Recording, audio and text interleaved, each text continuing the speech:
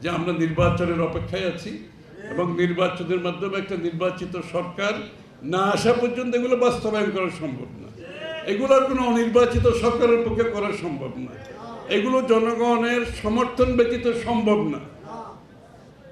সুতরাং যত তাড়াতাড়ি সম্ভব বাংলাদেশে একটা নির্বাচিত সরকারের প্রয়োজন, এবং সেটা কোন দল চাই না চাই এটা বড় কথা না।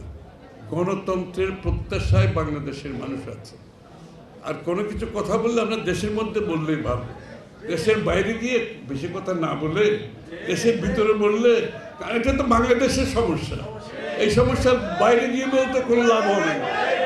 আমাকে বাংলাদেশের মধ্যে বলে এখানে সমাধান করতে হবে, তাই না? আমরা যদি বারবার বাইরে গিয়ে এসব কথা বলতে থাকি তো বাংলাদেশের সমস্যার সমাধান হবে? সমাধান হবে না। এইখানে বলতে হবে, এইখানেই সমাধান, বাংলাদেশের মানুষের সমাধান। এবং দিনের সাথে সংস্কার বলেন, বিচার বলেন, যত কিছু বলেন, সমাধান বাংলাদেশের মানুষ। সমাধান দেওয়ার কেউ নাই।